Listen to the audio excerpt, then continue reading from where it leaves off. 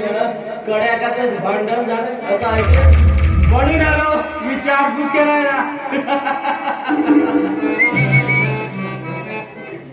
आमच्या ऑफिस कक्षात जास्त काम असल्यामुळे मला ओव्हर टाइम करावं लागलं का आणि काय संध्याकाळ झाली उशीर झाला म्हणून देशपांडे सर मला स्वतःच्या गाडीतून सोडायला आले आणि ते विलासला अजिबात आवडलं नाही आणि त्यामुळे तो माझ्यावर भरपूर चिडला आणि आणि आमच्या दोघांमध्ये खूप कडाक्याचं भांडण झालं. मग मी सुद्धा त्याला उलट उत्तर दिली. अगं संसार म्हटलं की हे सगळं चालायचंच पण निशा तू असं करायला नको होतं. एका परपुरुषाच्या गाडीत बसून आलेला विशालला कसं बरं खपेल. म्हणजे पुरुषाने स्वतःच्या मनाप्रमाणे जगावं आणि आम्ही बायकांनी त्यांच्या ताटाखालचं मांजर व्हायचं. आम्हाला बायकांना काहीच हक्क नाही. अगं नाही कसा एकेकाळी तू स्वतंत्रपणे आकाशात भरारी मारणार एक पाखरू होतस आणि आता या बंदिस्त काटेरी पिंजऱ्यात येऊन पडली.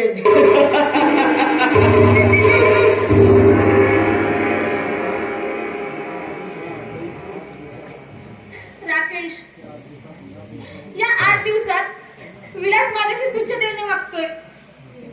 त्याच्याशी लग्न करून मी फार मोठी चूक केली. आता असं वाटायला लागलंय मला.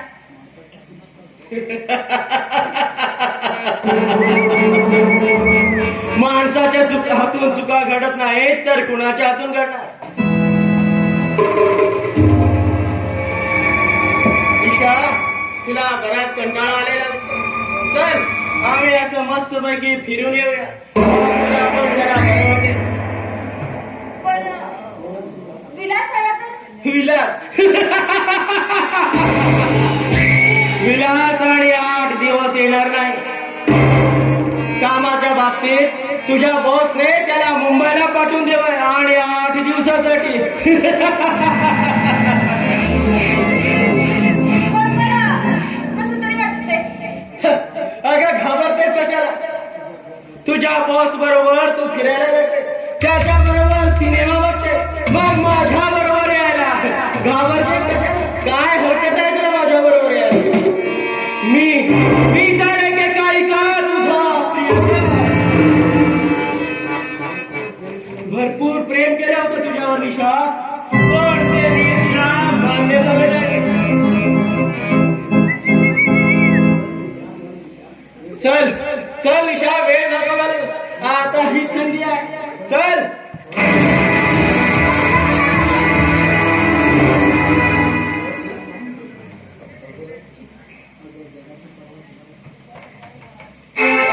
जगाची परवा तुला कशाला. सगळ्या स्त्रिया जर प्रतिवर्ता बनल्या तर बाकीच्यानी काय करावं. पैशाने शरीर सुख मिळतं पण निशा तुझ्यासारखी सुंदर अप्सरा मला कुठं भेटली.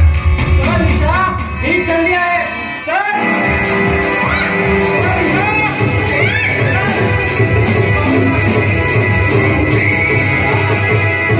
मला एकदा शरीर सुख दे. तुझ्या शरीराची आस लागून राहिले मला. चल निशा मग मी तुझ्या वाटेला कधी येणार नाही. फक्त मला एकदा शरीर सुख हवंय. चल निशा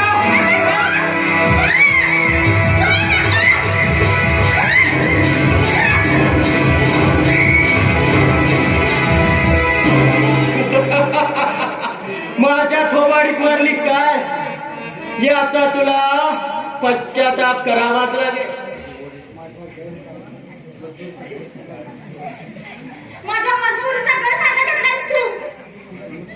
तू समजतोस तशी मी नाहीये. मी एक सालच पतिव्रता आहे. पतिव्रता मला ही प्रतिव्रता. अगं कशाला पतिव्रतेचा तोरा मिळवतेस. मांजर डोळे मिटून दूध पिते आणि समजते की मला कुणीही पाहत नसेल पण सत्य गोष्ट या जगात थोडी जपून राहते. तू काय दिवे लावलेस. कॉलेजमध्ये असताना जया, लीना, माधुरी यांच्या गरिबीचा फायदा घेतलास. त्यांना लग्नाचा आमिष दाखवलास आणि स्वतःच्या मोह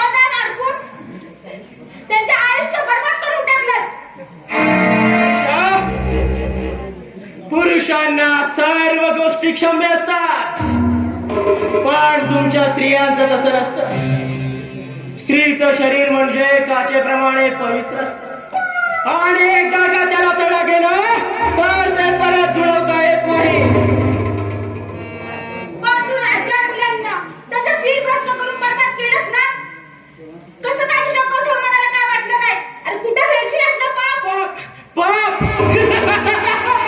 म्हणे पाप पुण्याच्या भाकड कथा पुराण शोधून कलियुगात याचा काहीही उपयोग होणार नाही. आणि असाही हा मानवी देह मिळालाय, तो कसा मजेत घालवायचा केवळ हेच सांगतो मी.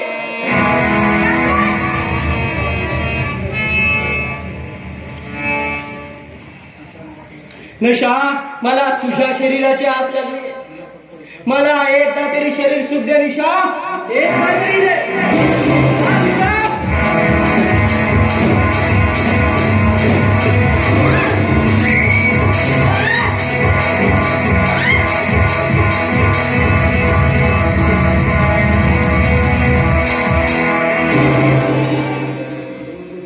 ओढू नकोस निशा.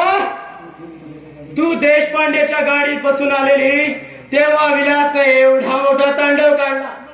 आता तर तू त्याच्या बरोबर सिनेमा पाहायला गेले होतीस. हे जर त्याला कळालं तर तुझा काय होईल याचा तू विचार कर. तू मला ब्लॅकमेल करतोयस? अजून माझ्यापर्यंत आपण माझ्या हाताने घेऊन जा. होय, जातो मी, पण एक लक्षात ठेव, आता तुम्हाला या घरातून हकलावलं होतेस